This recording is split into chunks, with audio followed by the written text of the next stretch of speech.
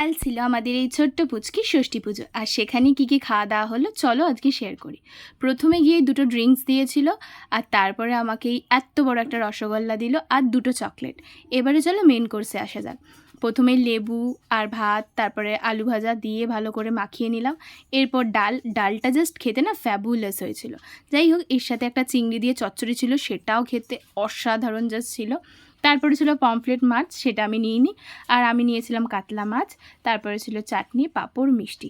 দেখো, এই জিনিসগুলো যে কটা ছিল না, সব কটা জাস্ট খেতে কিন্তু খুবই ভালো ছিল। আর এর সাথে আমার চকলেট, আর বেসিক্যালি এই যে মিষ্টিটা, ওটা নিয়ে তো কোনো কথাই হবে না, এতটা সফট ছিল জাস্ট বলার মতো না। তো সব মিলিয়ে দিনটা খুব ভালো গেল। আর হ্যাঁ, লাস্টে কিন্তু আমার জন্য স্পেশালি দই আর একটা চকলেট আর হাজমোলা, এটা কিন্তু আমার জন্য স্পেশাল ছিল। যাক, ভিডিওটা কেমন লাগলো অবশ্যই জানিও। দেখা হচ্ছে নেক্সট ভিডিওতে। এখন মতো